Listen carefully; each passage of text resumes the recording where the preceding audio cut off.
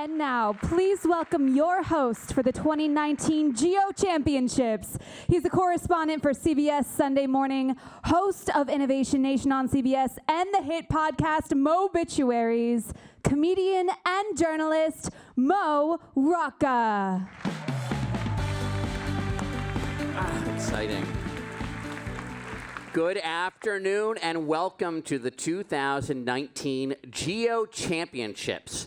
Now, for those of you who are just tuning in today, I am Mo Rocca, and I'm kind of a geography nut myself.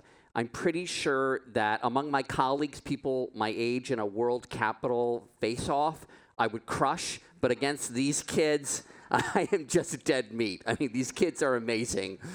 We are back in Grosvenor Auditorium on the National Geographic campus for another exciting day of competition. That being said, the Geo Championships are not just about winning a prize. Today is really about exploration, innovation, and celebration. We are vying for the ultimate prize, to win a better, more balanced planet for all of us.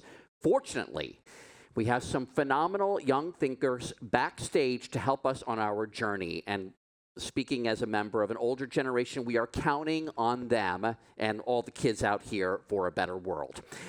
In a little while, we will kick off our final round of the 31st Annual National Geographic GeoBee, a competition in which we will separate the prime meridian from the Optimus prime meridian. Over the past few months, 2.5 million 4th through 8th grade students from nearly 10,000 schools across the country participated in school GeoBees. In March, 54 champions emerged from the 50 states, the District of Columbia, the Atlantic and Pacific Territories, and Department of Defense schools. 2 days ago, those 54 champions competed in the national preliminaries right here in Washington, D.C. And yesterday, right on this stage, 10 GeoBee semifinalists from across the country competed for the final 3 spots. I'm proud to report that not one of them had a bad latitude. You're just going to have to get used to these. This is always exciting. Millions of students across the country participated in local National Geographic GeoBees, and thousands of students participated in state GeoBees, answering questions about U.S. geography, physical geography, UNESCO World Heritage Sites, you name it. One category was titled Odd One Out, which interestingly enough was the name of my one-man band in middle school, where I played the tambourine. You would have thought I would have played the maraca. Okay, but enough about me, let's get things started. Before we bring out our finalists, so let's meet our judges. Up at our judges table, we have past president of the National Council for Geography Education, Martha Sharma.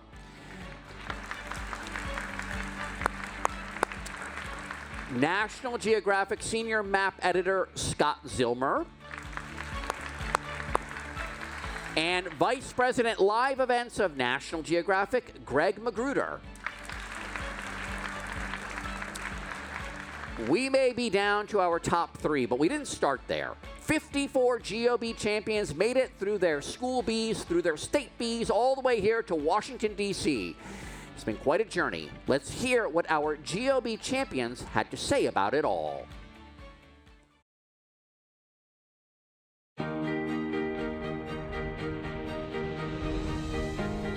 My name is Noah Lockie. My name is Matthew McDonald. My name is Nish Raja. My name is Alana Beltirado. And I am from the state of Iowa. From the U.S. territory of Guam. From Wisconsin. New York City. Las Vegas, Nevada. And I'm from Hawaii. A watershed is an area of land where all the precipitation flows downward into a body of water, such as a stream, a river, a lake, or an ocean. My favorite watershed is the Amazon River Basin because it has so many species of animals. It has the longest river in the world. My favorite watershed is the Charles River. My favorite watershed is the Boise River watershed because I live here. Waterways are important to the health of our planet because it contains billions of species of wildlife in the world and is the main source of food and income for millions of people worldwide. That means that if I threw some trash in that creek, it would negatively affect the ecosystem of 3 states. The biggest threat to waterways is pollution, as many waterways are getting polluted by human activities, which is harming the wildlife and land around the waterways. Many dams are being constructed on rivers, and these dams can disrupt the migratory paths of fish species. They can also hurt the environment. Some basic things we can do are recycle or use reusable grocery bags. We can avoid single-time use plastics like plastic bags and plastic straws, and we can increase use of green pesticides and fertilizers. The GeoBee has taught me to be inquisitive about the world around me. Protecting our planet is really, really important. And it's an amazing feeling to be part of the effort to save the world. The GeoBee has helped me learn how to look at problems with a new perspective to find achievable results. Okay. And now I am excited to introduce our 2019 GeoBee finalists from Canyon Ridge Middle School in Texas. Please welcome Nihar Chenga.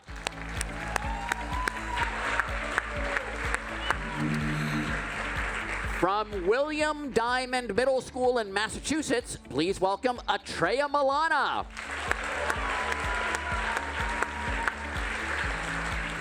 And our final finalist from Ellicott Mills Middle School in Maryland, please welcome Rishi Kumar. All right, there you go. The finalists will compete in 3 rounds, at which point we'll eliminate the student with the lowest score. If there's a tie, the judges will apply the results of a tiebreaker test that the students took on Sunday. The final 2 will then move on to our GeoBee Championship round. Prizes for these students are impressive. $25,000 for the GeoBee Champion, plus a Lindblad expedition to the Galapagos Islands aboard the National Geographic Endeavour 2, plus a lifetime membership in the National Geographic Society. Second place takes home a $10,000 scholarship, and third place, a $5,000 scholarship. The students up here are intrepid explorers and voracious learners, much like the scientists, educators, and storytellers who make an impact in our world every day. National Geographic invests in these groundbreakers and changemakers, giving more than 450 grants per year. Let's learn a little bit more. If I was an explorer, I would wake up, put on my gear, put on my hijab, binoculars, a hat. I would take my tools to investigate. I'd put on my spacesuit, and then I'd shoot off into the stars. If I was an explorer, I'd climb into a rocket. I'd fly to the sun. I like to go to the places that most people usually don't go to. Explore my city. I'd tell stories to the world with my photos and videos of my experiences, my discoveries. I'd go to the depths of space, The bottom of an ocean. If I was an explorer, I wouldn't care about getting dirty. I would discover and analyze different things that have never been seen before. I'll discover new species. I would take my findings back to the lab to build things, create new things. I'd find a cure for cancer. I'd recycle our trash to build buildings. And make the world a better place. Maybe an explorer is all about understanding this world better. To show the world a different way of seeing. To venture into uncharted territory. My name is Arthur Huang. My name is Hannah Reyes Morales. My name is Dominique Demille Correa Gonçalves, and this is what an explorer looks like. Okay. Okay, students, you can do it. All right. In this opening round of 5 questions, you will be asked about some of these bold individuals known collectively as National Geographic explorers, and you will be shown a photo related to a question. I will automatically repeat the question, then you will have 12 seconds to write your answer on your slate. Do not begin writing until I give you the cue. After 12 seconds, I will ask you to put down your markers. Please do not reveal your answer until I ask you for it. Each correct answer will be awarded 1 point. Here we go. with the first of these questions. National Geographic explorer Jamal Galvez is part of a team of conservationists called the Photo Arc Edge Fellows, who are working to save species on the brink of extinction. Galvez is passionate about protecting the endangered Antillean manatees of Belize. These manatees are threatened by increased boat traffic in their habitat, including the waters around San Pedro on the largest island of Belize. Name this island. I'll repeat the question. Antillean manatees are threatened by increased boat traffic in their habitat, including the waters around San Pedro on the largest island of Belize. Name this island. Heads down. You may begin.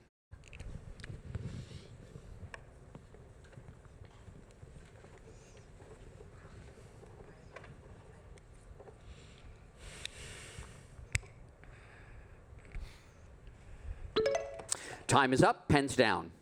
Okay, I'm going to ask each of you first to go. So we will begin with Nihar.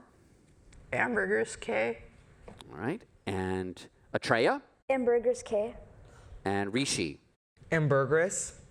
All right. For 1 point, the correct answer is ambergris key. Okay, we'll take a moment for the judges to confer. All right, and are we going to take a look at the leaderboard?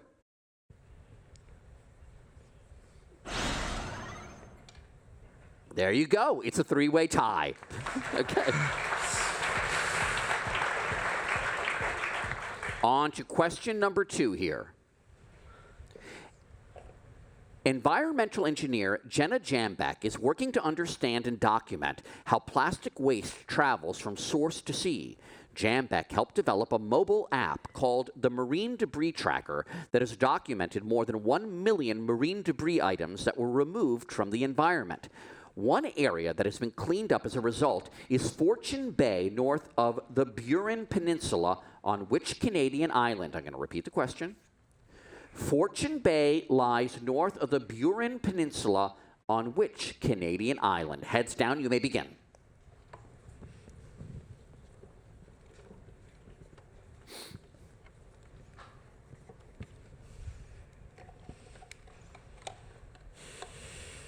All right, time is up. Pens down. I'm going to ask each of you to show one at a time. We'll begin with Nihar. Newfoundland. Okay, Atreya. Newfoundland. Rishi. Baffin Island. For 1 point, the correct answer is Newfoundland. All right, and let's take another look at the leaderboard. Okay, Atreya and Nihar have moved into the lead. They're tied, but Rishi, you're close behind. On to question 3. Tropical biologist and conservation educator Carmen Chavez helps school children in Peru learn more about the Amazon rainforest by engaging them in citizen science. These students assist Chavez in collecting, counting, and identifying insects in the region's waterways to help scientists understand and protect the ecosystem. Chavez works with students in what city in southeastern Peru that lies at the confluence of the Tambopata and Madre de Dios rivers? I'm going to repeat the question. Carmen Chavez works with students in what city in southeastern Peru that lies at the confluence of the Tambopata and Madre de Dios rivers? Heads down, you may begin.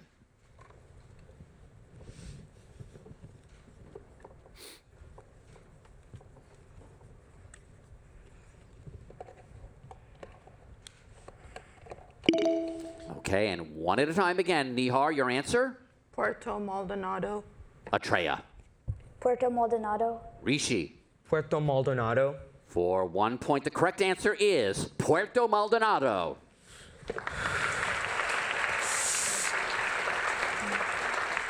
And the leaderboard? All right, it is still a very tight game here. On to question number 4. Marine biologist Jessica Cramp is passionate about stopping the overexploitation of sharks and the degradation of the ocean. She successfully fought to ban the shark trade in the Cook Islands and created one of the largest shark sanctuaries in the world. This sanctuary includes the waters around the largest of the Cook Islands. Name this island. I'm going to repeat the question. Jessica Cramp helped create a marine sanctuary that includes the waters around the largest of the Cook Islands. Name this island. Heads down, you may begin.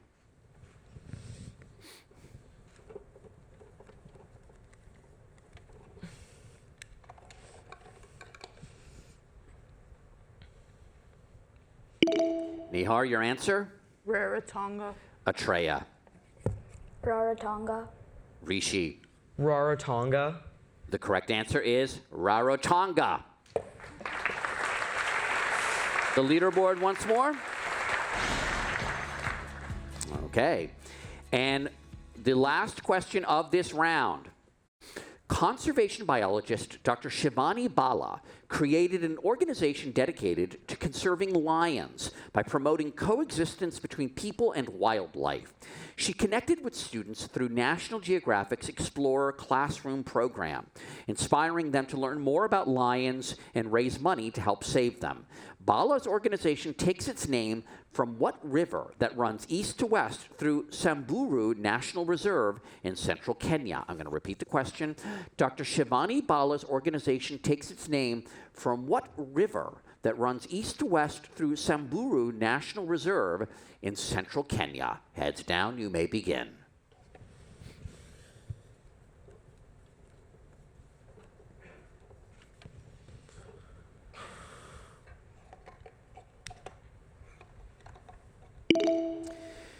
Okay, let's begin with Nihar. Tana River. Atreya. Tana River. Rishi. Tana River. The correct answer for 1 point is Iwaso-Niro River. That is a rare miss, by the way. Okay, let's take a look at that leaderboard. Atreya and Nihar are still tied with Rishi just behind. Okay. All right. Now, before we move on to our next round, I'd like to get to know each of you a little bit better, to get to know where you come from, to be able to map your coordinates, if you will. So we're going to start with Nihar. Now, I see here that your hobbies include video games, YouTube videos, socializing with friends, and exploring the world. What kind of YouTube videos do you like? Mortal Kombat and Fortnite. Now, when you say Mortal Kombat, is that literally like Mortal Kombat? No, it's the game. Okay, very good. I mean, it's still very violent, but... It's. Thanks for the reassurance. I'd hate to think it was, you know. All right. And now, exploring the world, where would you like to go that you haven't been? Probably the Amazon rainforest. And which, because that spans how many countries? Like, a lot. Okay, shave a half point off for that answer. Okay. All right, Atreya. You were here last year, right? Yeah. Yeah, and like the year before? Or? No. No, because you were like 1 at that point, probably. Okay, no, you're in 6th grade in Lexington, Massachusetts. Your hobbies include soccer, cricket, swimming, chess, and the Math Olympics or Math Olympia? Olympiad. What is the Math Olympiad? It's basically like a set of 25 questions, and there's like 2 divisions, elementary and middle, and you try to get as many right as you can. Okay, and how old were you when you learned your times tables? I don't know. It was before you could talk, probably. No.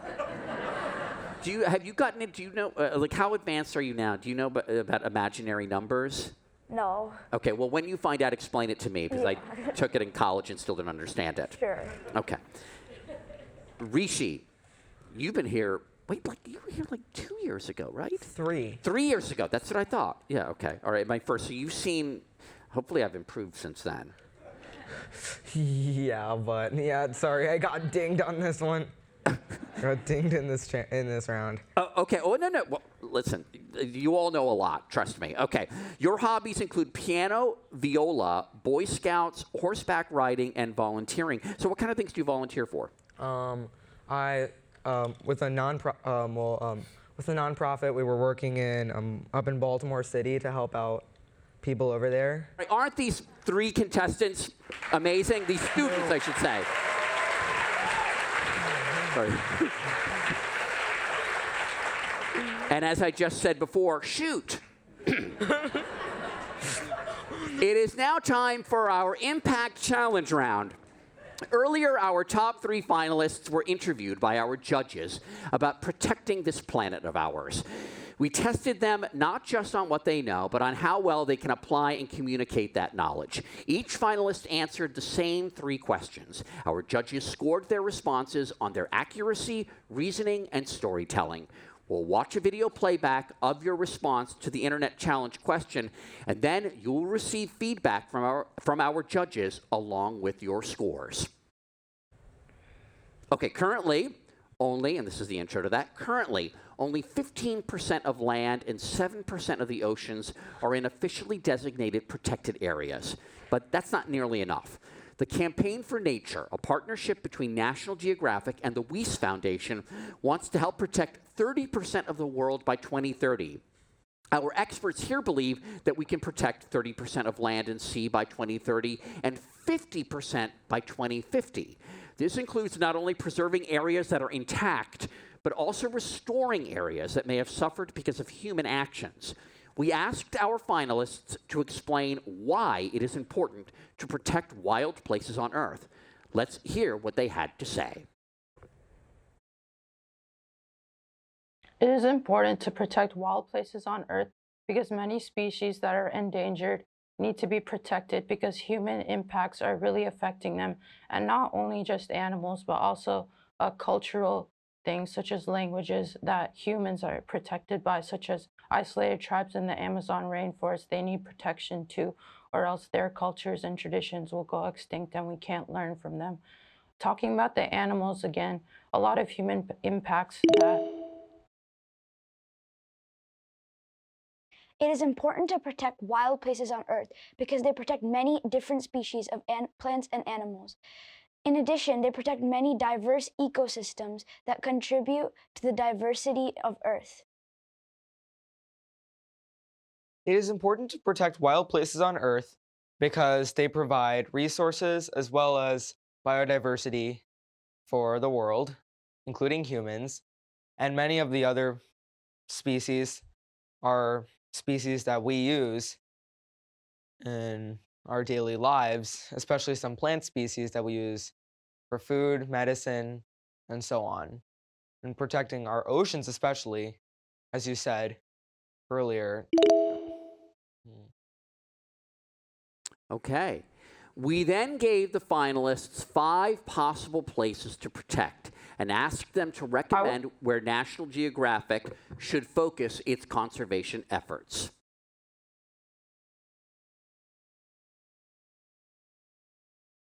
I would choose the Congo Basin Tropical Forest in the Republic of the Congo with the criteria of economic factors, human population density, and overall biodiversity. As the second largest tropical rainforest in the world, the Congo Basin is home to many endemic species that can be found nowhere else, such as the pygmy hippopotamus. Also, the economic factors aren't as great there, as Republic of the Congo is one of the poorest countries in the world, so National Geographic protecting this area would really help their government in protecting endemic species like the pygmy hippopotamus. The human population density in the tropical forest is also pretty low because not that many people can live in a tropical forest, and mainly the people living there are local tribes that would support National Geographic due to protecting their habitat. This would really help the government also because they could get revenue from ecotourism in this area, as many tourists are excited. For my new national park, I would choose the Congo Basin Tropical Forest in the Republic of the Congo. This is because the Congo Basin Tropical Rainforests have a massive amount of biodiversity, protecting many species of endemic animals and plants, like the pygmy hippopotamus. In addition, the Congo Basin Tropical Forests are in dire need of protection because they are under threat from palm oil production, because the palm oil production requires trees to get cut down, deforestation, and also trees to get cut down because of building furniture, buildings, and even for medicine. In addition, the Congo Basin Tropical Forest is accessible from the major cities of Yaoundé in Cameroon, Brazzaville in the Republic of the Congo, and Kinshasa in the Democratic Republic of the Congo. For these reasons, I would choose the Congo Basin Tropical Forest for my new location for a national park. Thank you. I would choose the Congo Basin's tropical forests and the Republic of the Congo, as well as the Democratic Republic of the Congo, as a place to start a conservation effort. The forests there are being cleared for many economic factors, including farming, especially subsistence farming, and logging. The political stability of the region is also very poor, and much of the region is engaged in conflict, and regions in conflict must have extra protection. And the overall biodiversity is very high on the spectrum, as approximately 50% of all wildlife lives in rainforests, and the Congo Basin is one of those tropical rainforests, which is especially home to the majority of the world's gorillas.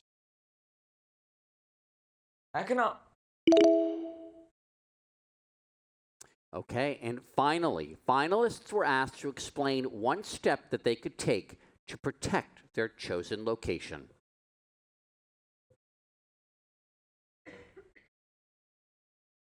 One course of action I could take to protect the Congo rainforest in the Republic of Congo is convince the local Pygmy people living there to protect their local habitat and the endemic species there, because sometimes convincing the people living in an endangered area is the most important thing to do, because people are really the things that can bring change to animals that can't really defend themselves. And doing that for National Geographic would also help them, as they could use the local tribes there. One course of action I could take to protect the Congo Basin tropical rainforest is to educate the students in the Republic of the Congo and surrounding countries to care about the rainforest and educate them about the impacts that this pristine rainforest is facing. This is because they will learn how to save the rainforest and save it for many generations to come, which will protect the unique wildlife in this rainforest. Thank you. Raising awareness among communities to persuade the government to stop illegal subsistence farming and logging would be ways to stop the clearing of rainforests. If that cannot be done, raising awareness among people throughout the world to help donate for conservation efforts would also help in doing this project.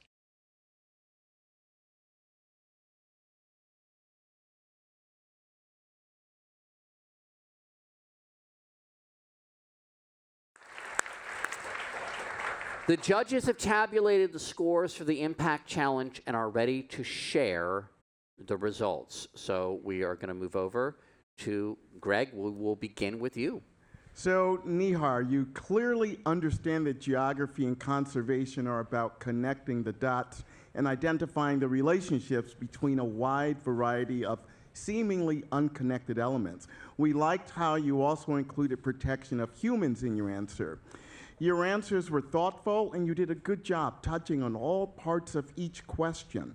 You mentioned many endemic species in the Congo Basin tropical forest, but unfortunately, your specific example of the pygmy hippo was incorrect, as pygmy hippos are indigenous to West Africa.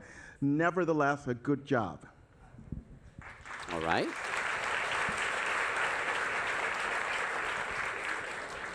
Treya, the delivery on all your responses was smooth, clear, and confident. You clearly understand the elements of a good story, and more importantly, you know how to put them into practice. You sounded like a well-polished activist with all the confidence necessary to convince the world to protect any place. However, your answers could have been more specific examples of the biodiversity you mentioned. As we told Nihar, pygmy hippos are indigenous to West Africa, so be sure the examples you choose are accurate. We liked your plan to educate students in the region, but you needed more details on how you would make this work. You did a very good job. Thank you.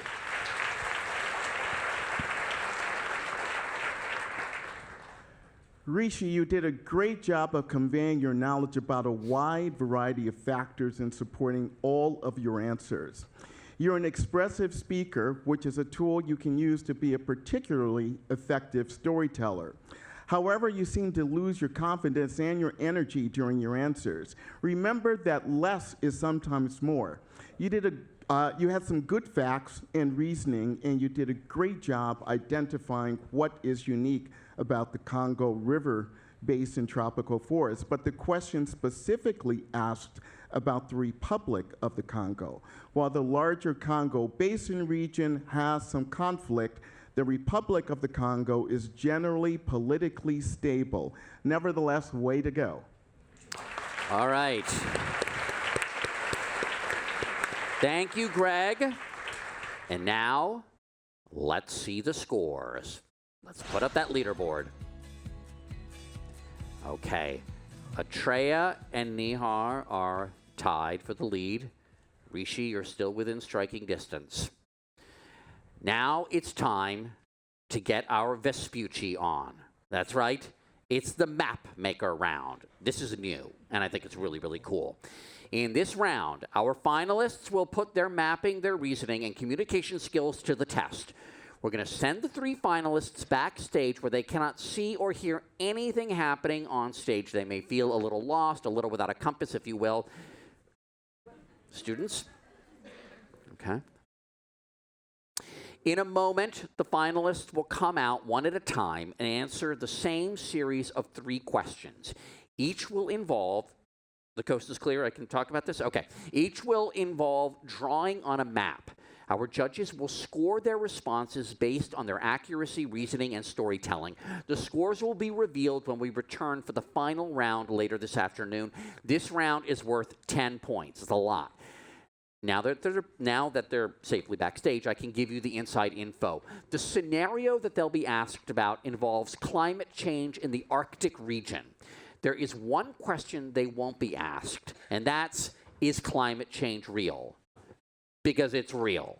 It is one of the greatest challenges facing our planet. There's no debating that, and there's still a lot we are learning about how to prevent its most harmful impacts.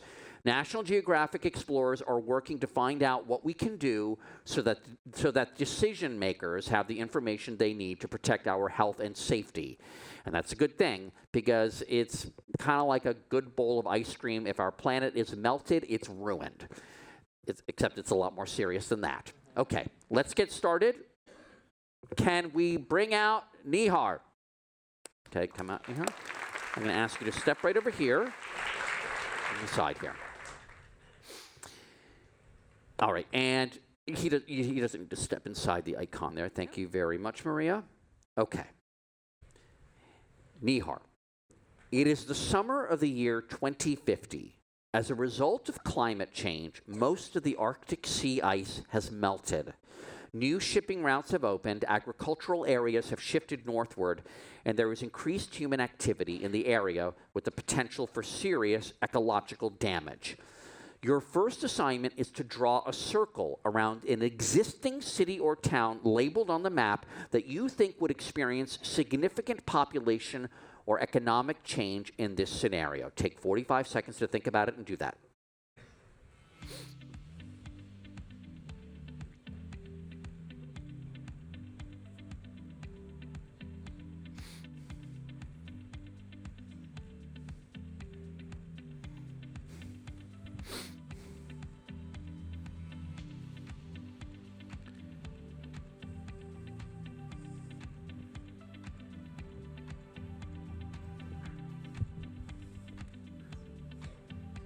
Okay, you've already done it, so I think we can stop the clock there. And now in 45 seconds, please tell us what city you chose and why. I chose Murmansk because it's already the largest city north of the Arctic Circle now. And in 2050, you said there would be shipping routes, and Murmansk is a major shipping city because it's on the North Atlantic Drift, which takes all that ice away. And so it's a major port city, and Russia's timber goes through that city also. And as being ice-free, that is a major advantage for a city that large. So as an important port city, it would grow a lot. Okay. Next, We can stop the clock there. Next, select 2 cities that lie beyond the area of this map that would most benefit from a new shipping route through the Arctic. Draw a line showing this hypothetical route. You've got 45 seconds to think about it and do it.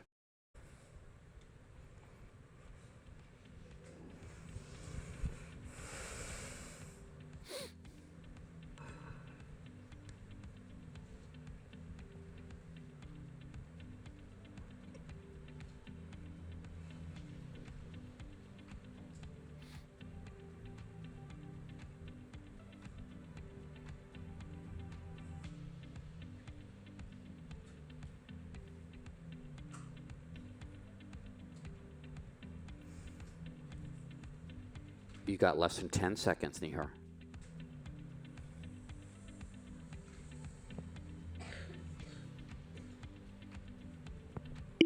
Okay. In 45 seconds now, tell us the 2 cities you chose and why. I chose Bergen in southern Norway and also Montreal at the confluence of the St. Lawrence and Ottawa rivers because they're already major ports right now. And if we had ice-free shipping ports, Bergen, which is also on the North Atlantic Drift, like I mentioned in Murmansk, would also benefit from this. And Montreal is also a major city that's a major port in Canada on the St. Lawrence River. So those 2 cities would be really major important cities since the north is not really that blocked with all the ice now. Okay. Finally, draw a polygon anywhere on the map on land or sea around an area that you think would need protection as a result of increased human activity in the Arctic. You got 45 seconds.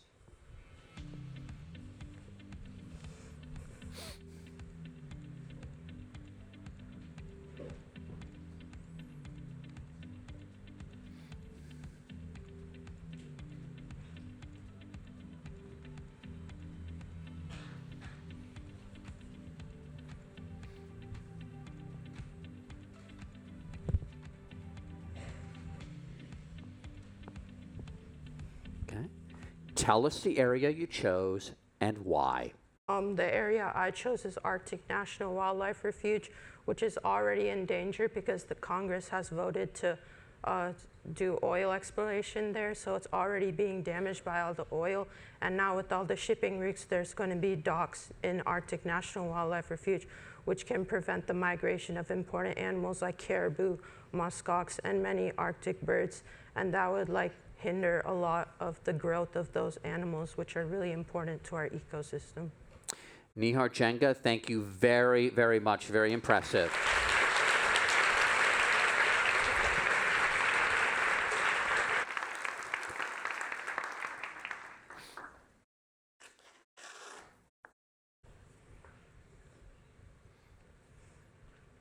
Hearing them talk so authoritatively about this is impressive and sobering. So, okay, and are we ready now? So now let's bring out Atreya. Atreya, you want to step right up here, please? Okay. All right. Atreya. It is the summer of the year 2050. As a result of climate change, most of the Arctic sea ice has melted. New shipping routes have opened, agricultural areas have shifted northward, and there is increased human activity in the area with the potential for serious ecological damage. Your first assignment is to draw a circle around an existing city or town labeled on the map that you think would experience significant population or economic change in this scenario. You've got 45 seconds to do that.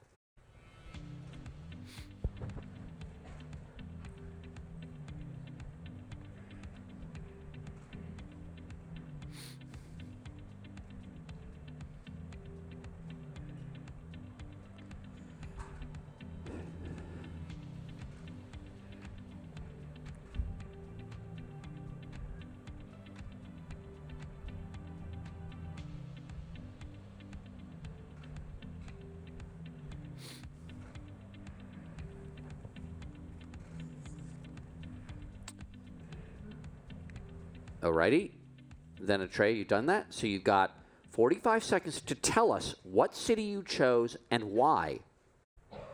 the city that I would choose for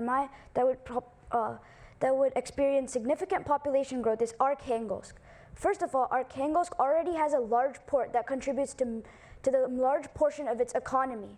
Since agricultural areas would grow north and new shipping routes would improve, Arkhangelsk will greatly benefit from its shipping routes increasing and the agricultural area increasing, which would make room for new crops, which would increase the city's GDP and economy. Thank you.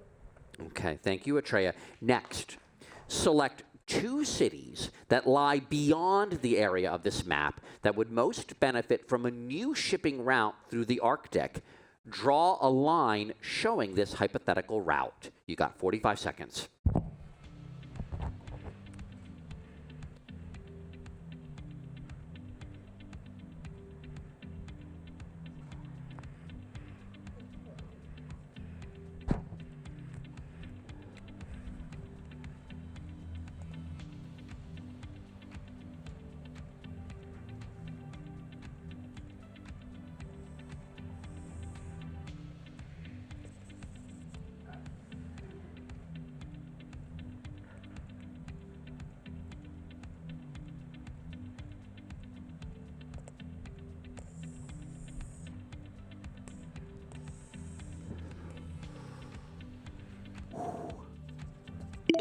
Okay, that's okay. You didn't need to write down the cities, but okay. So you got 45 seconds to tell us the 2 cities you chose and why. The 2 cities that I chose were Oslo and New York City. First of all, both of these cities have booming economies, and a new shipping route would greatly increase their economy. In addition, this would also make use for many agricultural commodities that would be grown, like wheat and potatoes. For these reasons, the 2 cities that I choose that would greatly experience a new shipping route is Oslo and New York City. Thank you. Okay. Finally, draw a polygon anywhere on the map, on land or sea, around an area that you think would need protection as a result of increased human activity in the Arctic. You've got 45 seconds.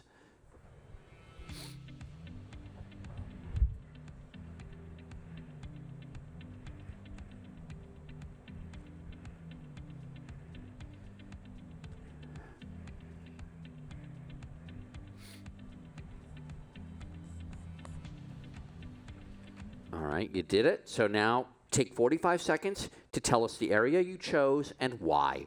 The area I chose was the Arctic National Wildlife Refuge. This is because the Arctic National Wildlife Refuge is already in danger from many economic activities like oil drilling and climate change. More sea ice melting would drastically differentiate the ecosystem of the Arctic National Wildlife Refuge and kill the many species of animals that live here, like caribou and wolf. In addition, it will also kill many marine species since they will notice a change in their marine ecosystem.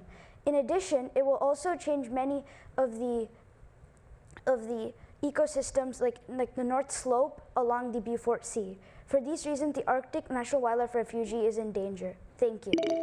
Just in time. Thank you, Atreya Milana. Big round of applause. Well done.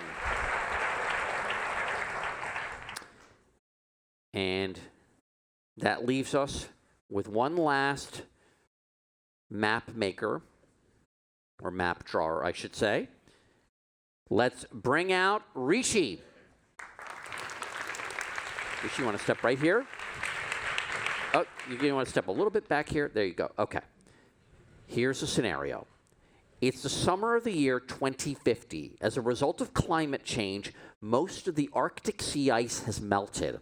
New shipping routes have opened, agricultural areas have shifted northward, and there is increased human activity in the area with the potential for serious ecological damage. Your first assignment is to draw a circle around an existing city or town that's labeled on the map that you think would experience significant population or economic change in this scenario. You've got 45 seconds.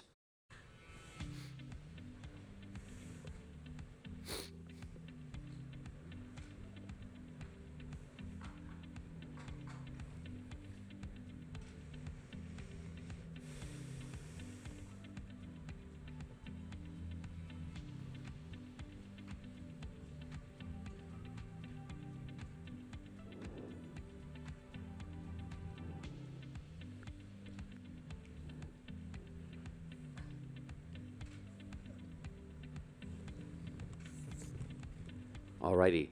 Now, in 45 seconds, Rishi, tell us what city you chose and why.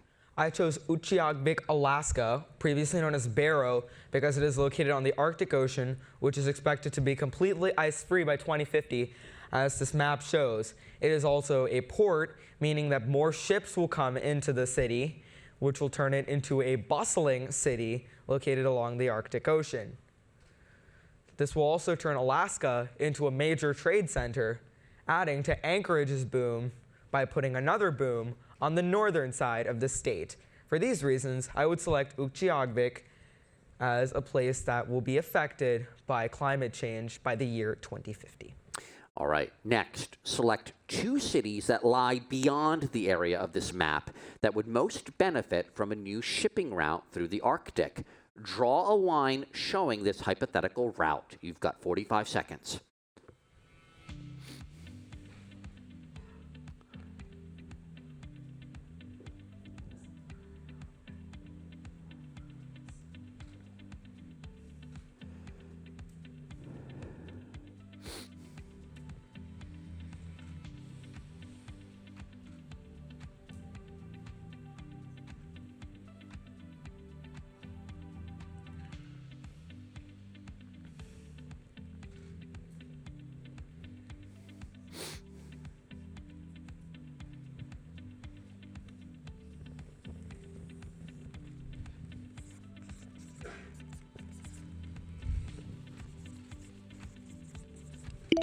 All right, Rishi, now tell us what 2 cities you chose and why.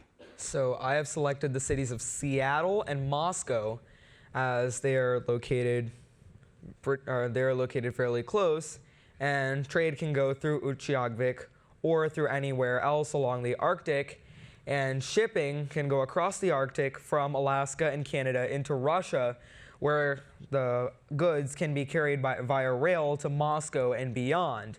This will also impact trade by creating a shorter route, as previously cargo going from Seattle to Moscow would have to go across the Atlantic and all the way to Russia, as this provides a shorter alternative when the ice is all gone in 2050. Thank you. Right. Finally, draw a polygon anywhere on the map on land or sea around an area that you think would need protection as a result of increased human activity in the Arctic. You've got 45 seconds.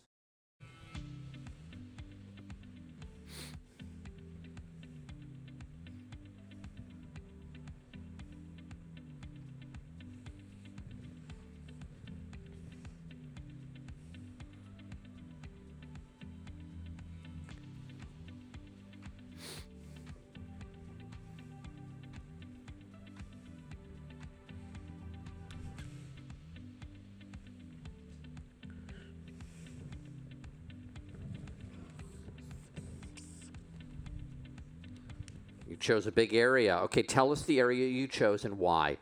I've chosen the area that is known as Northeast Greenland National Park. This is the largest area of protected land in the world, and there are many ice sheets in the area, and this could be some of the last ice sheets in the world that still exist in summer by the year 2050. Plus, this is located along the Greenland Sea, and which the northern parts might not freeze anymore in the summer, which will eventually provide a shipping route near the ice, affecting the ice sheet in Greenland, which may cause it to melt, and even extend the melting of the Arctic into the summer sea ice limit in 2050, as shown here. Thank you. All right, well, thank you, Rishi, and thanks all 3 of these. Yeah, thank you. Boy, that is impressive. That is impressive. They're not just geographers, they're seers. I mean, really, it's extraordinary, the knowledge they have and how they apply it to these future scenarios. It is time for the judges to score the Mapmaker round. I'd recommend listening to some Aretha Franklin as you judge. After all, you're going to need a legend. It's a term that's used on maps. The judges will regroup in a private deliberation room to determine the scores. Students, I was going to say you can relax backstage, but you're ahead of me on that. It's time now for the 31st annual GeoBee Championship round. You all remember Rishi, Nihar, and Atreya. Are we going to have them come on out? Rishi, Nihar, and Atreya.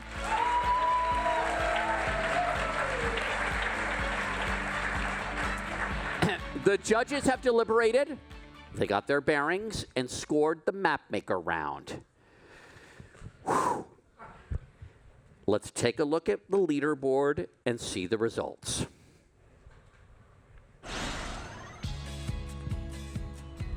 Okay, Atreya and Nihar are tied for first. Rishi 5 points behind. Rishi, it's time to say goodbye. You are our third place finisher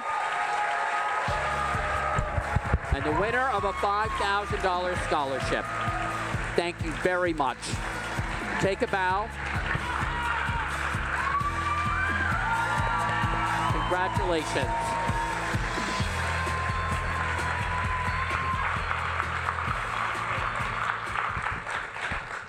Now we are down to two, Nihar and Atreya. Congratulations to you both. Just like Rishi, to have gotten to this point, you're already huge winners. But now it's time to get down to business. Here is how this is going to work. You each begin this final round with a clean slate. You were tied anyway. The championship round is the best of 5 questions. I will ask each of you the same question, and I will read each question twice, so listen carefully. You'll then have 12 seconds to write your answers. Finalists, are you ready? Yes. I'm going to give you this pen also. Here we go. First question. And wait until I repeat the question until after I've repeated it to write your answer. The city of Gao, once the capital of the Songhai Empire, is located in which present-day African country? I repeat, the city of Gao, once the capital of the Songhai Empire, is located in which present-day African country? Heads down. Write your answer.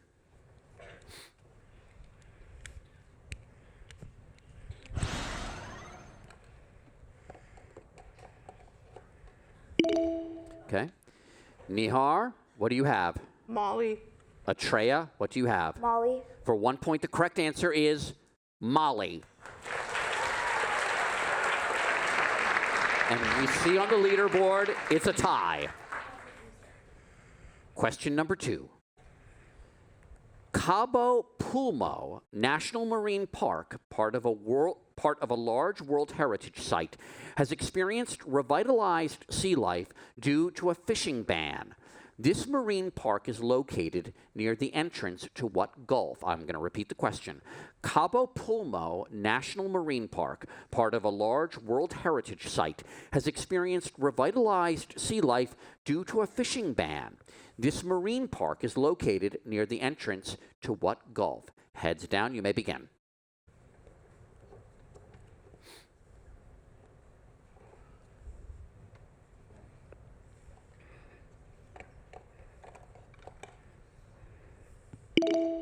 Nihar, what do you have? The Dulce Gulf. Atreya, what do you have? Gulf of California. For 1 point, the correct answer is Gulf of California. If we take a look at the leaderboard, Atreya is now in the lead, but just by 1 point. Question number 3. Over the past few years, 2 large cracks in an ice shelf have been growing toward each other.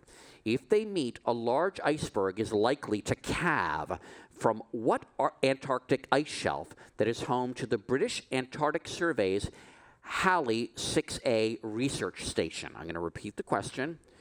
Over the past 2 years, 2 large cracks in an ice shelf have been growing toward each other. If they meet, a large iceberg is likely to calve from what Antarctic ice shelf that is home to the British Antarctic Survey's Halley 6A research question? Heads down, you may begin.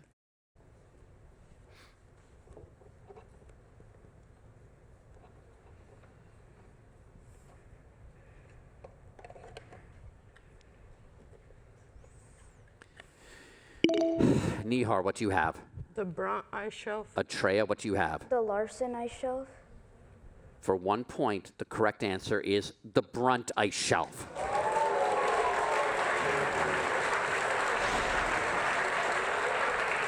Once again, these finalists are tied up. Question number 4.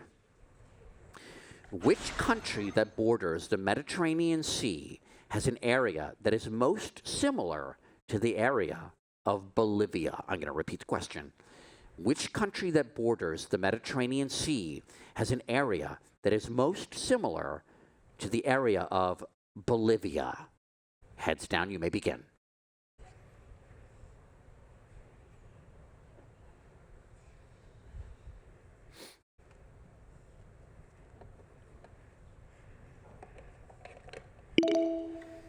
Nihar, what did you come up with? France. Atreya, what about you? Turkey. For 1 point, the correct answer is Egypt.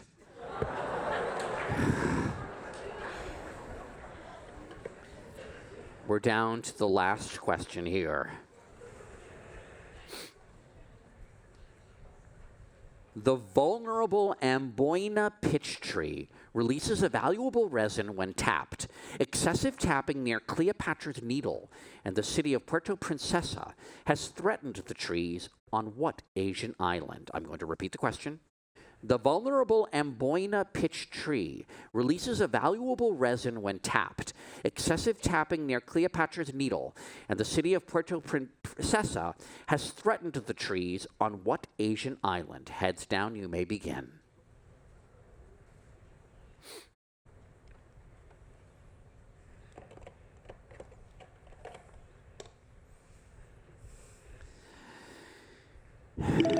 Okay, Nihar, what do you have?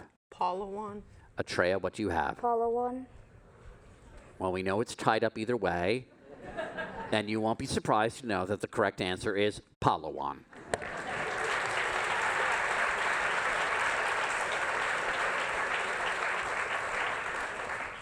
Oh boy, okay. We're in Thailand now. And I get a point for that.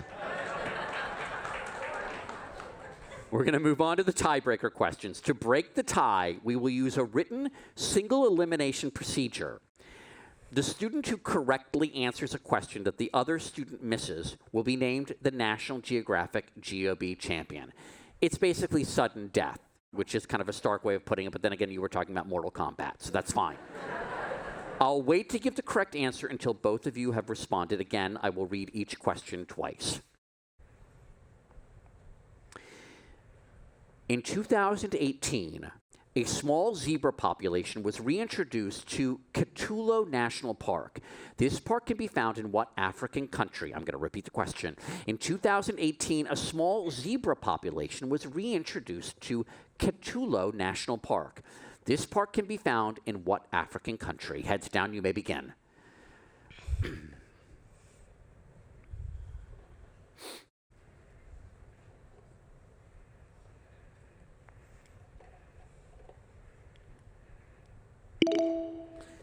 Nihar, what do you have?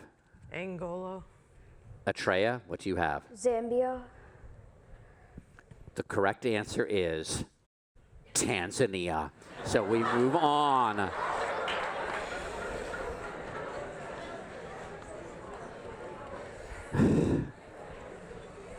You're doing this to torture me. The Dahlak Archipelago, located near the city of Massawa, lies in what sea? I'm going to repeat the question. The Dahlak Archipelago, located near the city of Massawa, lies in what sea? Heads down, you may begin.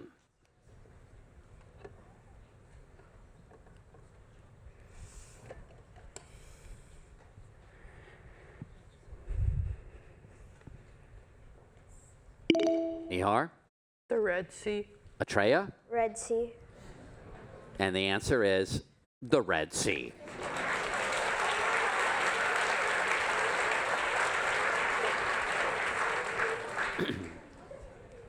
Krubera Cave, among the world's deepest, is located in the Abkhazia region in which mountain range? I'm going to repeat the question. Krubera Cave, among the world's deepest is located in the Abkhazia region in which mountain range? Heads down, you may begin.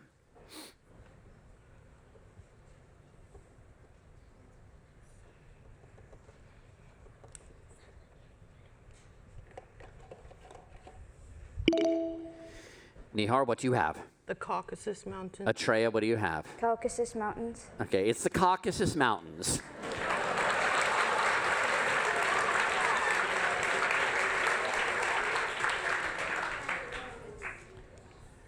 Whew. The shrines at one of the most sacred the shrines at one of the most sacred Shinto sites have been completely rebuilt every 20 years since the 8th century.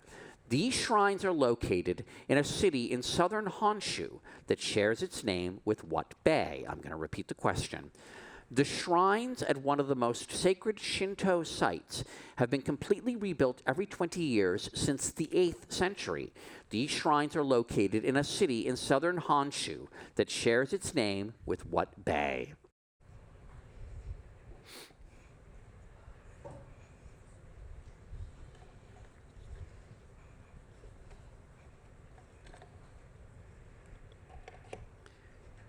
Okay, markers down. Nihar, what do you have? Hiroshima Bay. Atreya, what do you have? Osaka Bay. Two different answers, which means that if one of you is correct, that individual will be the GeoBee champion. The correct answer is Issei Bay. Both of you had it wrong.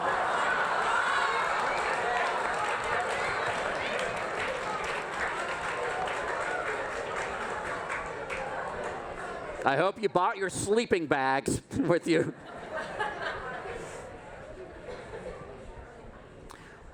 More than 1/3 of Norway's northernmost county is located on what plateau? I'm going to repeat the question. More than 1/3 of Norway's northernmost county is located on what plateau? Heads down, you may begin.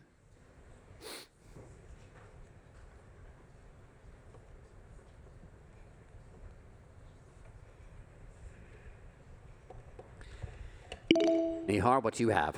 The Finnmark Plateau. Atreya, what do you have? Hardanger Vida.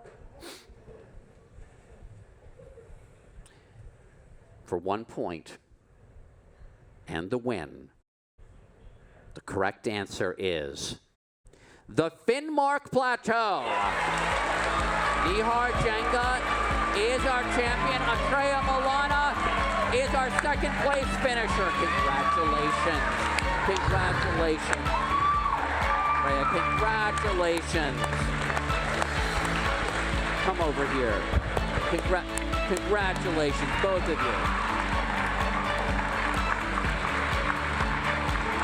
And let's get your families. Are your families here? They can come on up if they want. Congratulations. I'm going to ask Tracy Wollstonecraft, the Nat Geo president and CEO, to come back up here. I'm going to cross over here, if I may. Boy, we've gone from over 2 million students to just those two. Really remarkable. Really remarkable. Congratulations. Really good. Congratulations. Our first runner-up, Atreya Milana, and our champion, Nihar Jenga. And where are your families? Are they here? Come on up. Come on up.